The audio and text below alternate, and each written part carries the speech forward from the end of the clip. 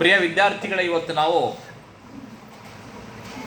ಪ್ರಥಮ PUC ಅರ್ಥಶಾಸ್ತ್ರ ಭಾಗ 1ರಲ್ಲಿ 4ನೇ ಅಧ್ಯಾಯದ ಬಗ್ಗೆ ಚರ್ಚೆ ಮಾಡೋಣ. 4ನೇ ಅಧ್ಯಾಯ ದತ್ತಾಂಶಗಳ ನಿರೂಪಣೆಗೆ ಸಂಬಂಧಪಟ್ಟದ್ದು.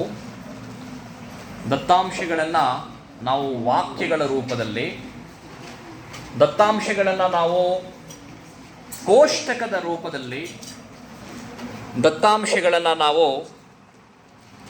ರೇಖಾ ನಕ್ಷೆಗಳ ರೂಪದಲ್ಲಿ ನಿರೂಪಣೆ ಮಾಡಬಹುದು ಅನ್ನೋದಕ್ಕೆ ಇವತ್ತು ನಾವು ಪೈ ನಕ್ಷೆ ಮತ್ತು ಬಾರ್ ಗ್ರಾಫ್ ನಕ್ಷೆ, ಸ್ತಂಭ ಘಟಕ ರೇಖಾ ನಕ್ಷೆಗಳ ಮೂಲಕ ಕೊಟ್ಟಿರತಕ್ಕಂಥ ದತ್ತಾಂಶಗಳನ್ನು ನಾವೇನು ಮಾಡೋಣ, ಇವತ್ತು ಸುಲಭವಾಗಿ ನಕ್ಷೆಗಳ ಮೂಲಕ ನಿರೂಪಿಸೋದು, ಈ ಕೆಲಸ ಮಾಡೋಣ.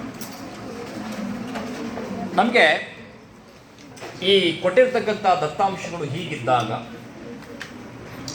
ದೇಶದಲ್ಲಿ ಆಹಾರ ಧಾನ್ಯಗಳ ಉತ್ಪಾದನೆ ಗೋಧಿ, ಅಕ್ಕಿ ಮತ್ತು ಬೇಳೆಕಾಳುಗಳು 2000ನೇ ವರ್ಷ, 2010 ಮತ್ತು 2020ನೇ ಇಸ್ವಿಯಲ್ಲಿ ಆ ವರ್ಷಗಳಲ್ಲಿ ಎಷ್ಟು ದಶಲಕ್ಷ ಟನ್ಗಳಷ್ಟು ಉತ್ಪಾದನೆ ಆಗಿದೆ ಅನ್ನೋದಕ್ಕೆ ನಾವೇನು ಮಾಡೋಣ, ಇವತ್ತು ಸರಳವಾಗಿರ್ತಕ್ಕಂಥ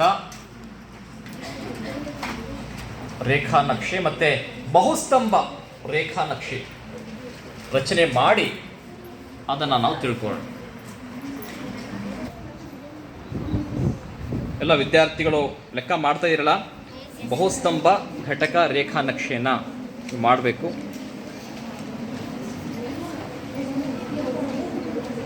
ಯಾರೆಲ್ಲ ಮಾಡಿದ್ದೀರಾ, ಶೋ ಯುವರ್ ಡ್ರಾಯಿಂಗ್ಸ್.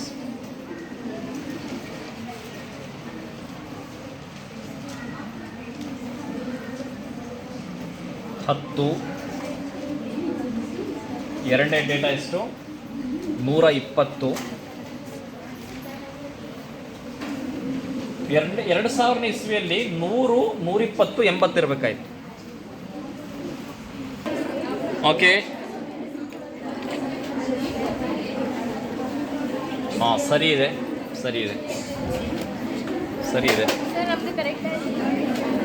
ಇಲ್ರಿ, ಹಾಂ, ಶೇಡಿಂಗ್ಸ್ ಮಾಡಿ, ಸ್ವಲ್ಪ ಶೇಡಿಂಗ್ಸ್ ಮಾಡಿ.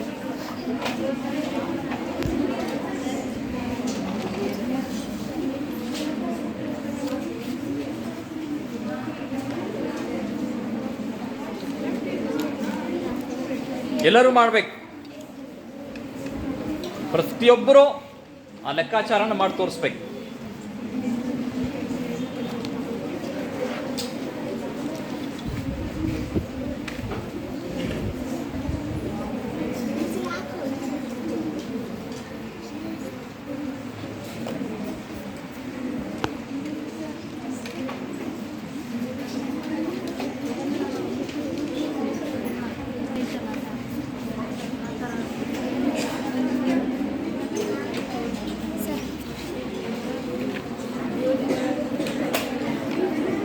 ರೈಟ್ ಮಾಡಿದ್ದೀರಾ? ಸರಿ, ಓಕೆ.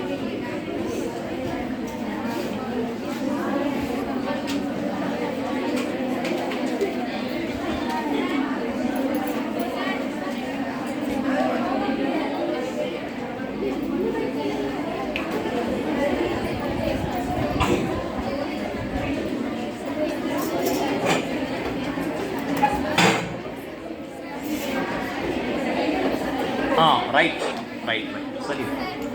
ಸರಿ ಇದೆ. I will zoom it.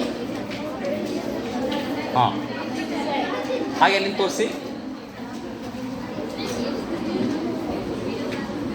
Right.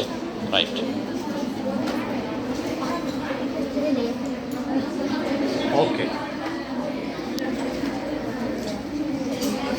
ಅಲ್ಲೇ ನೀವು ಇದನ್ನು ಹೀಗಾರು ತಗೋಬೋದು. ಅಲ್ಲಿ ಆ ಬುಕ್ಕಲ್ಲಿ ಏನು ಮಾಡಿದ್ದಾರೆ, ಗೋಧಿ, ಅಕ್ಕಿ, ಬೇಳೆಕಾಳನ್ನು ಒಂದು ಬಾಕ್ಸಲ್ಲಿ ಹಾಕಿದ್ದಾರೆ ಅಲ್ವಾ? ಸೊ ಹಾಗೆ ನೀವು 3 ಬಾಕ್ಸ್ ಮಾಡಿದ್ರೆ ನಡೆಯುತ್ತೆ. ಅಥವಾ ಗೋಧಿ ಈಗ 3 ವರ್ಷ ಅಲ್ಲ, ಅದು 3 ವರ್ಷ ತಾನೆ, 2000, 2010 ಮತ್ತು 2000. ಅದನ್ನು ಕ್ಲಿಯರ್ ಕಟ್ಟಾಗಿ ತೋರಿಸ್ಬೇಕಪ್ಪ ಅಂದರೆ ನೀವು 3 ಬೇಳೆಯನ್ನು ಒಂದೇ ಬಾಕ್ಸಲ್ಲಿ ಹಾಕಿದರೆ ಎಕ್ಸಾಕ್ಟಾಗಿ ಬರುತ್ತೆ.